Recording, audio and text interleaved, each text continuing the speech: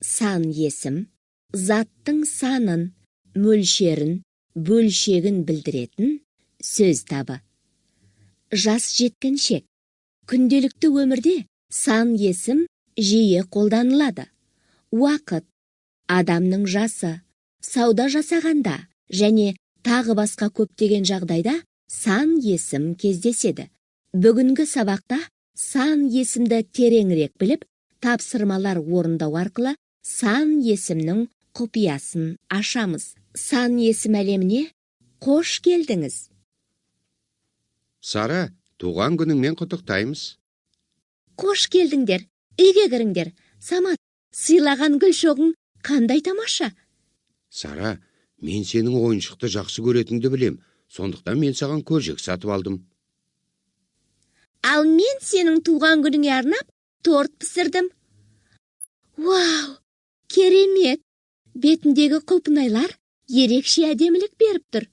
Мен бұл құлпынайларды сенің жасыңа сай санап салдым. Қанша екенін санайық? Сара неше жаста болса, сонша құлпынай бар. Мына торттағы құлпынайдың саны көп. Сара небәрі 13-14-терде ғана, ал сен 20-дай құлпынай салыпсың. Дұрыстап қарасаңдар, кеше сабақта өткен сан есімнің мағыналық түрлеріне тікелей мысал болатын құлпынайларды табасыңдар. Балалар, мына тортта құлпынайдың бүтіні де ортасынан бөлінгені де бар. Сонда қалай санаймыз? Сая, сен бәріміз үшін жұмбақ торт әкелдің. Туған күнге арналған торт болған соң, оның сырын ашып барып, жеу керек. Саяның торты бәрімізді ойландырды. Ойлан. Ол үшін сан есімнің мағыналық түрлерін естеріңе түсіріңдер. Сан есімнің мағыналық түрлері. Есіме түсті. Сан есімнің сұрақтары неше, қанша? Есептік сан есім. Мысалы, 5 қарбыз, 12 алма, 7 талгүл, 2 аққу. Реттік сан есім. Сұрақтары нешінші? 2-ші үй, 5-ші сынып. Дұрыс па? Жарайсың. Жинақтау сан есім. Сұрағы нешеу? 3-еуі жеңіске жетті. Топтау сан есім. Мысалы, оқушылар 2-2-ден отыр. Болжалдық сан есім. Мысалы, 20-дай құлпынай, ондаған веложарысқа қатысушылар, 100-деген оқушы мерекеге қатысты. Марат, сен сан есімді жақсы түсініпсің. Енді біреу қалды. Кім табар екен? Бөлшектік сан есім. Ол бүтін және бөлшек сандардан тұрады. Мысалы, жарты құлпынай, жарты қарбыз, 2-ден 1 дегенді, ал 1,5 деген 1,2-ден 1 дегенді білдіреді.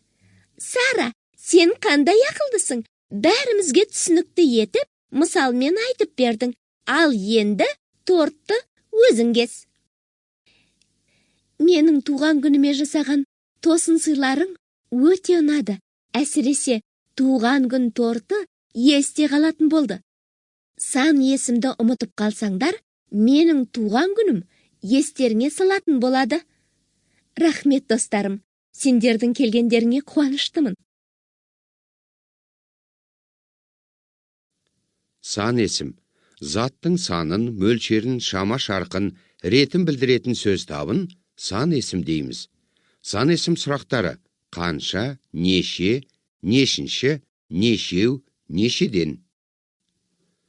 Сан есімнің мағыналық түрлері. Есептік сан есім. Есептік сан есім заттың нақты, дәл санын білдіреді. Мысалы 1, 2, 5, 6.